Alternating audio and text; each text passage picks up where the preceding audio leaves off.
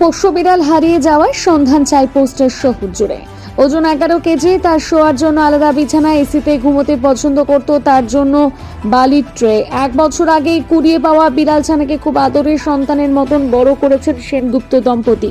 এখন সে হুলো হয়েছে, ছোটখাটো বাঘের মতো তার চেহারা, তবে প্রচন্ড ভীতু সে, তাই বাইরে বাইরে একা একা কখনোই বেরোতো না। তার নাম টমু। সেই টমু হঠাৎ নিখোঁজ হয়ে যায় গত 16ই জানুয়ারি বিকেল থেকে। তার আর খোঁজ পাওয়া যাচ্ছে না। টমুর সন্ধান পেতে নিখোঁজ পোস্টার দিয়ে সমাজ মাধ্যমে কাতর কাতর আবেদন করছে দম্পতি। চুঁচুড়া শহরের বিভিন্ন জায়গায় ছবি দিয়ে সন্ধান চাই পোস্টার দিয়েছেন। এই বিষয়ে রূপা সেনগুপ্ত কি বলেছেন শোনাচ্ছি।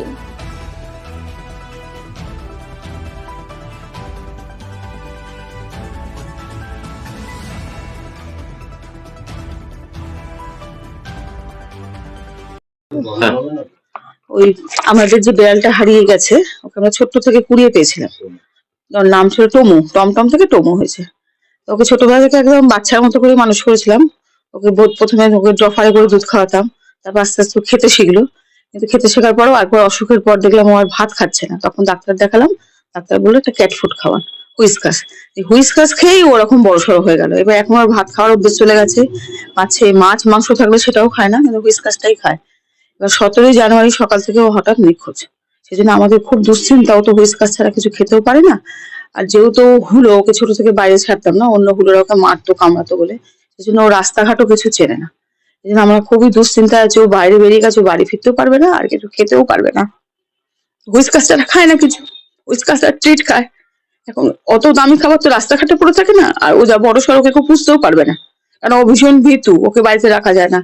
আমাদের বাড়িতে চেনা লোক ছাড়া অন্য লোকের এই হয়তো এসি সারাতে এসছে বা ফ্রিজ সারাতে এসছে, ওকে আর খুঁজে পাওয়া যায় না। ও খাটের তলায় ঢুকে গেল। সেই ভদ্রলোক চলে যাবে, তারপরে ও বেরোবে। সেই জন্য ও কোথায় লুকিয়ে আছে, কি মারা গেছে, কিছু বুঝতে পারছি না। আমরা এনজিও তে খবর দিয়েছি, ও পোস্টার দিয়েছি, চারিদিকে যারা রাস্তাঘাট পরিষ্কার করে সেই ডোমদেরও বলে রেখেছি, যদি কোনো মরা বিড়াল পাও, যদি সেটা আমাদের দেখিও। ওনাকে নিশ্চিন্ত হতে ও কোথায় গেল। এইসব ব্যাপারগুলো নিয়ে আমরা খুব দুশ্চিন্তা আছি। আজকে নিয়ে 11টা রাত কেটে গেল 17ই জানুয়ারি থেকে, কিন্তু ওর কোনো রকম খবর নেই। আমাদের কাছে তো খাওয়া দাওয়া বন্ধ হয়ে গেছে, রান্না বান্না হতে ইচ্ছা করছে না। চারিদিকে ওর স্মৃতি, ওর বল, ওর শোয়ার বিছানা, ওষুধপত্র। আর এর বাবা ছেলে যখন অফিস বেরিয়ে যায়, আমি সারা বাড়িতে একা কেঁদে কেঁদেই মরি। ওর খাবার দেখে, ওর থালা দেখে, ওর বল দেখে সারাদিন আমাদের এই দুশ্চিন্তা। কি চাইছে? তাড়াতাড়ি ফিরে আসুক সবাইকে বলছি। অনেক জায়গায় মানত করেও রেখেছি ঠাকুরকে, ঠাকুর পুজো দেবো ফিরে এলে। আমার সন্তানের মতো ছিল একদম। চিকিৎসা করাচ্ছিলেন? হ্যাঁ, ও এক অসুখ হয়েছিল, আর ওকে বলেছিলাম যে বাড়িতে রাখার জন্য। ডাক্তারের সাথে কথা হয়ে তাকে অপারেশন করে দিন। এবার চন্দননগরে বাগবাজারে কল্যাণী এন্টারপ্রাইজে নিয়ে গেলাম। ডাক্তার নিজে মাঝে অসুস্থ হয়ে গেল। তখন ডাক্তারবাবু ডেট দিল যে 26শে জানুয়ারি অপারেশন করে দেবো। কিন্তু 17ই জানুয়ারি থেকে তো হারিয়ে গেল। হ্যাঁ, ওর ইসিজি হয়েছে, তারপর ব্লাড টেস্ট হয়েছে, সব নিয়ে টোটাল 4,500 টাকা খরচা হলো। তখন আমি আবার অপারেশন ছাড়া অপারেশনের প্যাকেজ দিয়েছিল 16,000 টাকা। হ্যাঁ, যে আমি ও বলেছিল এনজিও তে করার, আমি না এনজিও তে হাত পা বেঁধে রাখবে, আমি এভাবে করাবো না। যেদিন অপারেশন হবে আমরা সারাদিন নার্সিংহোমে থাকবো এবং বিকেলবেলা নিয়ে চলে আসবো। এবং বাড়িতে সে ডাক্তারবাবুকে বলেছিলেন আপনার ছেলে দেবে, ও 8 সপ্তাহ ড্রেসিং করবে। মানে ওর জন্য আমরা কাপড় করি না, কিন্তু নিজের জন্য কাপড় করি। নিজের জন্য এবার ঠিক আছে, এটা কেনা ওষুধ খেয়ে নি, পরে টেস্ট করাবো, কিন্তু ওর জন্য কখনো করতাম না, যেহেতু অবলা জীব। হ্যাঁ হ্যাঁ হ্যাঁ, সেই অপারেশনটা, ওর ভ্যাকসিন ট্যাকসিন সবই হলো, কিন্তু ও তো চলে গেল, আর পেলাম না ওকে। এখন আমার চাইছে ও ফিরে আসুক তাড়াতাড়ি, কোথাও যেখানেই তার রোগা শুটকো যেভাবেই হোক, ওকে আবার তৈরি করে নেবো, কিন্তু ওর তো কোনো হদিশ নেই। আমার নাম রূপা সেনগুপ্ত। অবস্থা আমাদের চলছে না, মানে মানে কি ভাষায় প্রকাশ নেই। এত আমরা না সন্তানের মতো না ভালোবাসতাম ভীষণ। মানে কি বলবো, আমাদের 3জন, মানে ওদের নিয়ে আমাদের, আমি সবসময় বলতাম আমাদের 5 জনের পরিবার। রাত্রি 10টার সময় আমরা যখন বাড়ি চলে আসতাম, ঘরে ঢুকে আমি দেখে দিতাম যে আমার বাড়িতে 5 জন আছে কিনা। মানে আমি, আমার মিসেস, ছেলে, আমার একটা মেয়ে বেড়াল আছে, আর টমু। এই 5 জন নিয়ে আমাদের 5 জনের সংসার। দরজা বন্ধ করে ঘরের মধ্যে রইলো, ব্যাস আমাদের 5 জনের সংসার। আমরা 5 জনের বাইরে কিছু ও চিন্তাই করতে পারতাম না। অন্যদিন সব আমাদের বন্ধ, মানে ওদেরকে ছেড়ে দিয়ে আমরা কোথাও যাব এটা কোনোদিন হতো। কেউ না কেউ সবসময় থাকতাম। আমি নয় আমার ছেলে, নয় আমার এই তো কিছুদিন আগে আমার ছেলে বললো, কিছুদিন আগে তখন ও ইয়ে ছিল, কিছুদিন আমাদের ঘুরতে যাওয়ার কথা ছিল, আমার ছেলের আর মিসেসের। ছেলে বললো যে না, আমি টমুকে ছাড়া যেতে পারবো না, তোমরা যাও, গিয়ে ঘুরে এসো। ঠিক আছে, তুই টমুকে দেখ। তাও অনেকদিন বাদে আমার মিসেস যেহেতু বেরোয় না, প্রায় 1 বছর ধরে কোথাও বেরোয় না, তা আমি জোর জবরদস্তি নিয়ে গেলাম যে চলো গিয়ে একটু ঘুরিয়ে নিয়ে আসি। তো গাড়ি করে নিয়ে গেলাম, আমি ওকে বললাম। এইভাবে কি বলবো আজকে, মানে এমন করে হারিয়ে গেল না, মানে কল্পনা করতে পারছি না যে আমি লোকের কাছে ইয়ে করছি। জানো, আমার টমুকে আপনারা একটু খুঁজে দিন। আমার সত্যি কথা, আমার প্রচন্ড মেন্টালি আজকে আমি অফিসে গিয়ে বসতে পারি না, আমি ভালো করে কাজ করতে পারি না। সারাক্ষণ প্রতি কথায় কথায় একটাই কথা বেরিয়ে আসে, কোনো কিছু হলেই টমু মুখ দিয়ে বেরিয়ে আসে। মাম্মাকে আদর করতে করতে টমু বেরিয়ে আসে।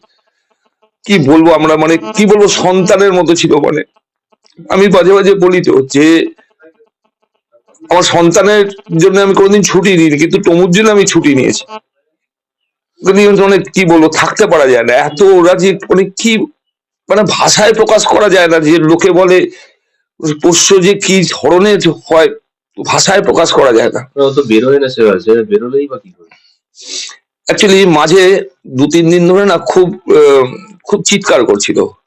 তো ও বেরোলে মানে কি, আমি দরজা খুলে দিতাম, এই সামনেটা একটু ঘোরাঘুরি করতো। তো যাতে সামনেটা ঘোরাঘুরি করতো, তো তার জন্য আমি রোজ অফিস থেকে ফিরে এই পুরো ওই ডেটল ফিনাইল দিয়ে আমি পুরো জায়গাটাকে একদম নিচ অব্দি সব জায়গায় ডেটল ফিনাইল দিয়ে ভালো করে রোজ স্প্রে করে দেওয়া হতো। রোজ দিনে 2-3 বার করে স্প্রে করা হতো। তো সেদিনকে আর 2 দিন ধরে বেরোচ্ছে, ও 4:30-5টা নাগাদ বেরোতো, ও 5টা নাগাদ বেরোতো। আমি গিয়ে নিচটা খুলে দিয়ে আমি নিজেও গিয়ে বসে থাকতাম বা চলে আসতাম। ও আবার একটু 10 মিনিট ঘোরাঘুরি করে আবার চলে আসতো। সেদিনকে কি হয়েছে, 5টা 20-তে ও বেরিয়েছে। বেরোনোর পরে আমি এসে একটু শুয়েছি। কোনোদিন মানে কি বলবো, মানে এত দুর্ভাগ্য, চোখটা লেগে গেছে। ঘুম ভেঙেছে যখন, তখন 6:15 বাজে। টমুকই এসে খুঁজে গেল, টমু টমু করে ডাকছে, টমুকই। তারপর থেকে আর কাউকে ওকে আর খুঁজে পাওয়া যাচ্ছে না। কেউ নিয়ে চলে গেল বা কিছু? দেখুন, ব্যাপারটা ওকে ধরার মতো ক্ষমতা কিন্তু চট করে নেই। কারণ আমরা কিছুদিন আগে ডাক্তারের কাছে নিয়ে গেছিলাম, ওর প্রায় 11 কেজি ওজন। ওকে রীতিমতো যে কেউ প্রচন্ড দেখলে ভয় পাবে, এত বড় সাইজ। তো ভীষণ মায়ার। নতুন লোক দেখলে না খুব অ্যাগ্রেসিভ হয়ে যায়। আর আপনি যে মানে প্রায় 2.5-3 ফুট হাইট, ও যদি উঠে দাঁড়িয়ে পড়ে না, 2.5-3 ফুট হাইট, মানে চট করে ওকে ধরার মতো ক্ষমতা কিন্তু কারোর হবে না।